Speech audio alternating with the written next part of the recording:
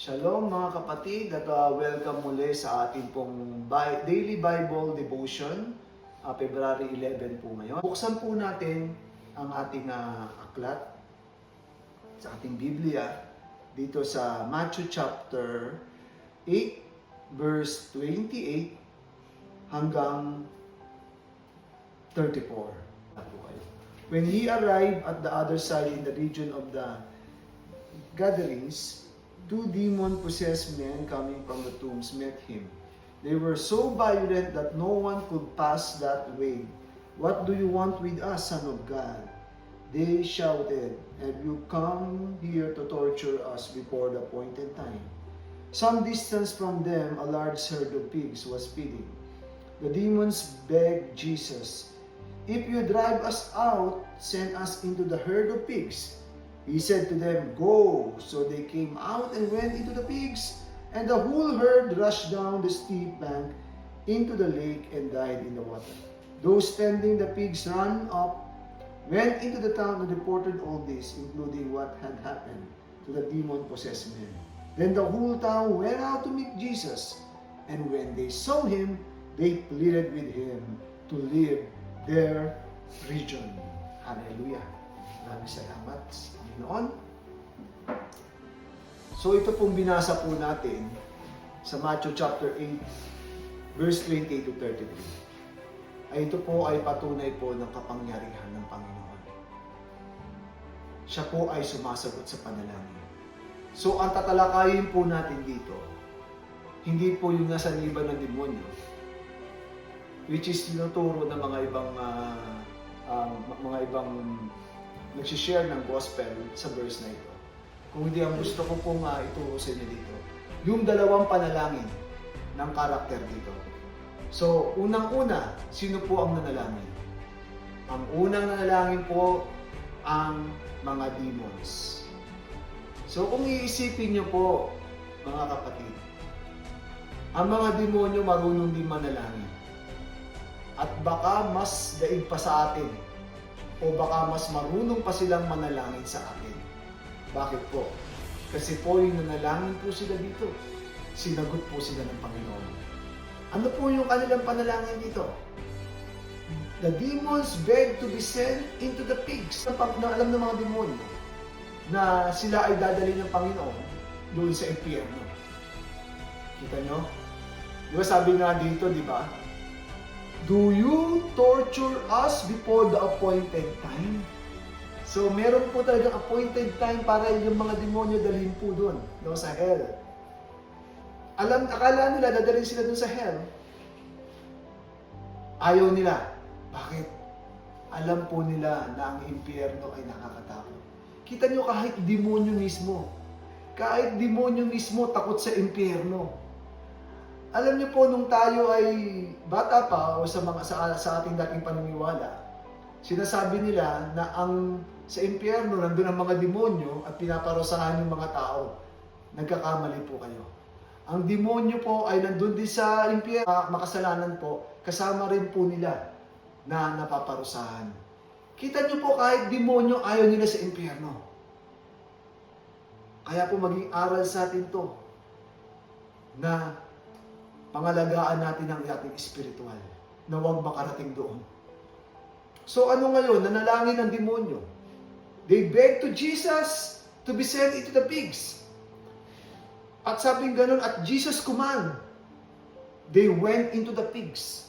Kita nyo, mas pipiliin pa ng mga demonyo na manirahan sa baboy. Sa baboy na nakita natin na sa putikan, na madumi, kaysa doon sa impyerno. Alam niyo po, ano po nangyari nung sila lumipat sa baboy? Dahil nga po itong demonyo na to ay bayolente, ang espiritu na ito ay bayolente, so ang mga baboy naging bayolente. Nagtakbuhan sila doon sa ilog at sila po ay nalunod. At pagkatapos po nun, na binalita po ngayon ang pangyayari na yon sa mga tao, sa mga may-ari ng baboy. So ano po nangyari dito? the town people, yung mga may-ari ng baboy, dun sa mga baryo na yun, instead of rejoicing, dahil yung 2 tao doon napalaya na sa demonyo, ano nangyari? Natakot sila at sila ay nanalangin. Anong panalangin nila? Dito sa uli sa verse 34. Then the whole town went out to meet Jesus, and when they saw him, they pleaded with him to leave the region. So kita niyo po, mas pinili pa po nila ang material things than spiritual freedom. Mas pinili pa po nila, mas nanghinayang sila doon sa kanilang mga baboy kaysa doon sa blessing na dadalhin sana ng Panginoon sa buhay nila. Alam niyo po, sometimes people value material things more than spiritual freedom.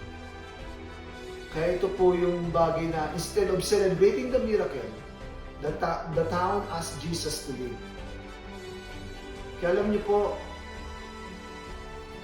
nakakatakot, nakakalungkot man, the loss of the pigs likely meant financial loss for the town. Sometimes, alam niyo po, mas importante sa atin yung ating pong mga pinagkakaingatan dito sa mundong ito kaysa po sa Panginoon. Mas importante po sa atin ang mga ating pong mga pinagkakaabalahan dito sa mundo kaysa po yung freedom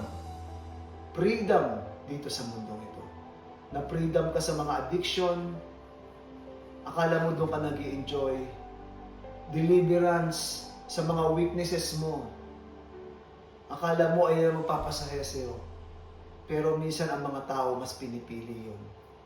Kaya katulad ng panalangin ng taong to, Lord, lumayo ka sa akin. Lord, umalis ka dito. So sinagot din po ng Panginoon ang kanilang panalangin. Umalis po ang Panginoon sa lugar na yon. Imbis nakakuha sila ng biyaya, ay sila po pinili nila yung mga material things. So tayo po ay manalangin. Panginoon Diyos, tulungan niyo po ako, Panginoon. Lord, isuko sa iyo, Panginoon, ang bawat nakikita niyong hindi maganda sa area ng aking buhay. Tulungan niyo po ako, Panginoon. We speak for deliverance. Lord, tulungan niyo po ako, Panginoon, na tanggalin niyo po yung takot, Panginoon.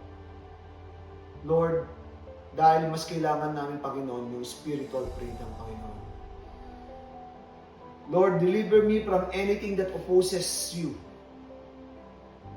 Lord, guard my heart from fear and help me value your presence above all else.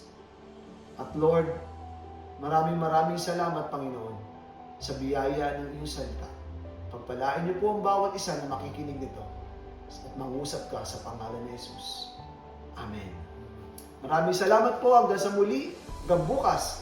At tayo po'y muli magkikita. Shalom muli sa inyo, mga kapatid.